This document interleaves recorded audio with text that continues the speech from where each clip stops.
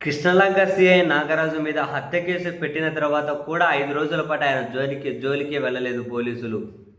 ఎవరు 3 విచారణ కమిటీలు వచ్చే ప్రతి ఒక్కరు వెళ్ళాలి. సాయికృష్ణ వాళ్ళ తల్లి స్టేట్మెంట్ రికార్డ్ చేయాలి. శ్మశానం దగ్గరికి వెళ్ళి పరిశీలించి రావాలి. అసలైన ఆరోపణలు అభియోగాలు ఎదుర్కొంటున్న వాళ్ళ జోలికే పోలే. మొత్తం మీద 5 రోజుల తర్వాత అరెస్ట్ చేశారు. అప్పటికే జనాలందరికీ అనిపించింది ఉన్న సాక్ష్యాలన్నీ ఇంక మొత్తం మాయం చేసి టైం ఇచ్చారా ఏంది అని. సరే ఎనీహౌ, ఇప్పుడు నెక్స్ట్ ఇది ఎక్కడికి పోయి ముగుస్తుందో తెలియదు. ఈ క్రమంలో ఈరోజు సాక్షిలో ఒక హెడ్డింగ్ కనిపించింది. ఎమ్మెల్యే టికెట్ ఇస్తాం, ఎవరి పేర్లు చెప్పొద్దు, ఉన్నది ఉన్నట్లు చెబుతానన్న సిఐ నాగరాజుకు ప్రభుత్వ పెద్దల ఆఫర్ అని. నాకు ఇదేమీ ఆశ్చర్యం కలిగించలేదు. జరుగుతున్న పరిణామాలు, కొన్ని వ్యవహారాలు, ఈ విచారణ శైలి, ప్రభుత్వ స్పందన ఇవన్నీ చూసిన తర్వాత మరీ ముఖ్యంగా ఏదో ఒక చిల్లర బ్యాచ్ వెళ్ళి ఆయన అరెస్ట్ చేస్తే ఆయన ఫ్యాన్స్ అని చెప్పి కాసింత గుడ్డానలుగురు హడావిడి చేయడం, ఇదంతా చూసిన తర్వాత బహుశా ఈ ప్రపోజల్ కూడా ముమ్మాటికి నిజం కావచ్చేమో అని అనిపించింది. I'm not sure. నా ఫీలింగ్, నా గట్ ఫీలింగ్. వీళ్ళు రాసుకుంటూ వచ్చిండేది ఏంటి, వచ్చే ఎన్నికల్లో ఎమ్మెల్యే టికెట్ ఇస్తాం, మిత్రపక్షం అందుకు సిద్ధంగా ఉంది. మిత్రపక్షం అంటే ఏ మిత్రపక్షం తెలుసు కదా, వాళ్ళు సిద్ధంగా లేనిది దేనికి, ఆయన అన్నిటికీ సిద్ధంగానే ఉంటాడు.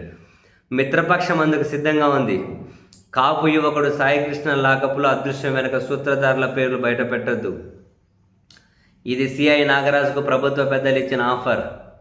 సాయికృష్ణను కనుమరుగు చేయడానికి ప్రధాన కారణమైన ఆర్థిక వ్యవహారాలను వెల్లడించవద్దని, అందులో సూత్రధారులైన పోలీస్ బాసు, బిగ్ బాస్తో పాటు అధికార పార్టీ కీలక నేతల పేర్లు బయట పెట్టవద్దని ప్రభుత్వ పెద్దలు షరతు పెట్టినట్లు విశ్వసనీయంగా తెలిసిందట.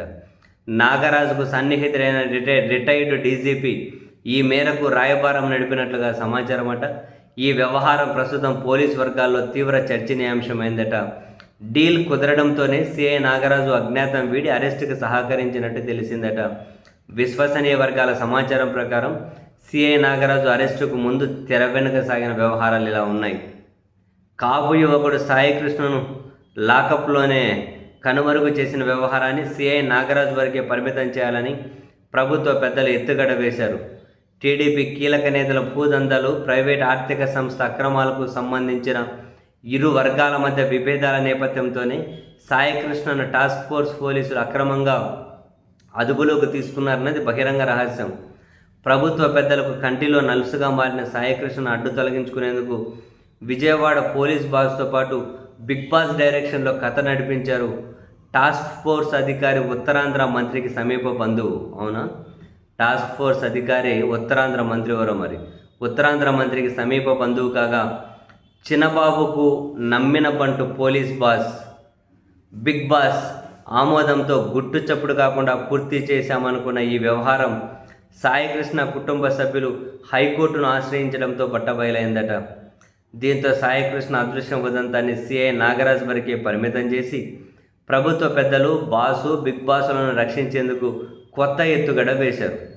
తద్వారా ఈ వ్యవహారానికి కేంద్ర బిందువైన టీడీపీ కీలక నేత ఆర్థిక వ్యవహారాలను కప్పిపుచ్చాలన్నది ఎత్తుగడ.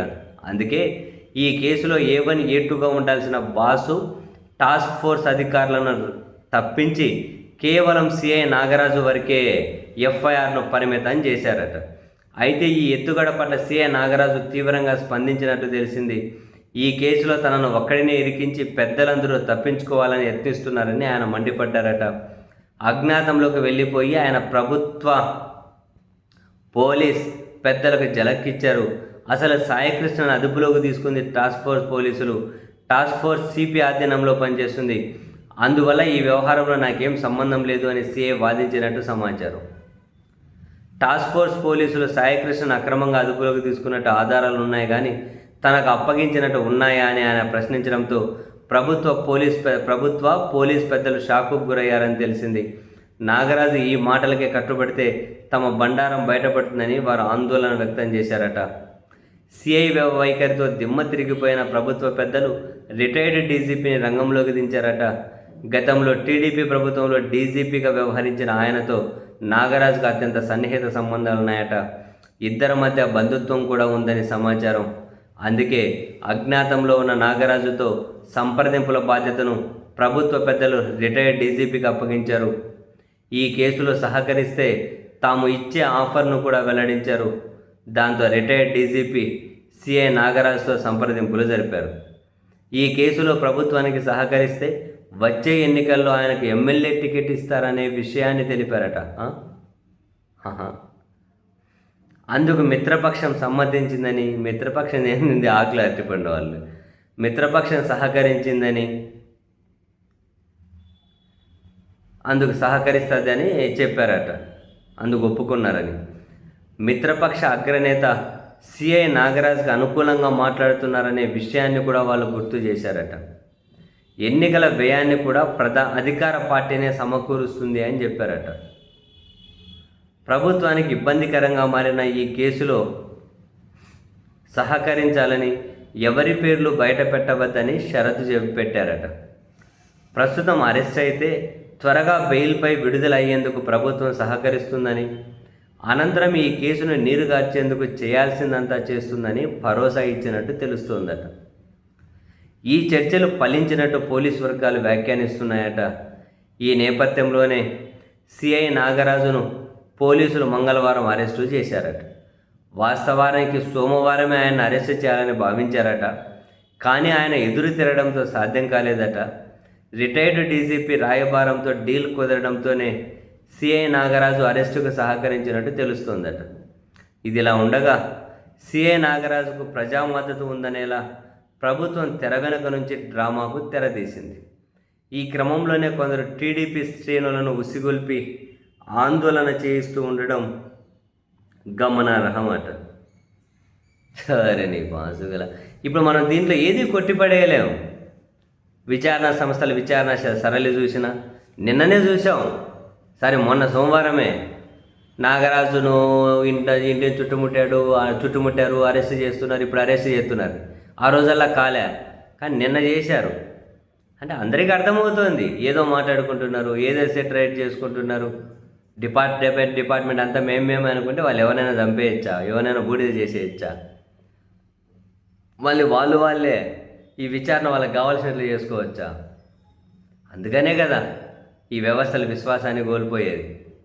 అందుకని ఇప్పుడు థర్డ్ పార్టీ విచారణ కూడా జరగాలనేది. అందుకే సిబిఐ విచారణ జరిగితే ఈ గూడు పుటానీలు, ఈ డీల్స్ ఉండవు కదా. మరి ఇప్పుడు హైకోర్టులో ప్రజా ప్రయోజన వ్యాజ్యం కూడా ఉంది. అది ఈరోజు రేపో విచారణకు వస్తుందేమో. మరి అప్పుడు హైకోర్టు ఎట్లా స్పందిస్తుంది? వాళ్ళు ఏమంటారు, సీసీటీవీ ఫుటేజ్ భద్రపరచండి అంటారు. ఎప్పుడో దొప్పేశారు మాస్టరు, లేదంట. దీని మీద విచారణలు, వాయిదాలు, అది ఒక 6 నెలలు గడిచింది అనుకోండి, ఈ కేసును మొత్తం మర్చిపోతారు. అసలు ఇవి ఒక విచారణలు జరుగుతున్నాయన్న సంగతి మర్చిపోతారు. అందరూ రిలాక్స్ అయిపోతారు. బట్ బహుశా అదే జరగబోతుందా? లేదు అంటే కనీసం ఇంత దారుణమైన విషయంలోనైనా చట్టం తన పని తాను సగమన్నా చేస్తుందా? చూడాలి.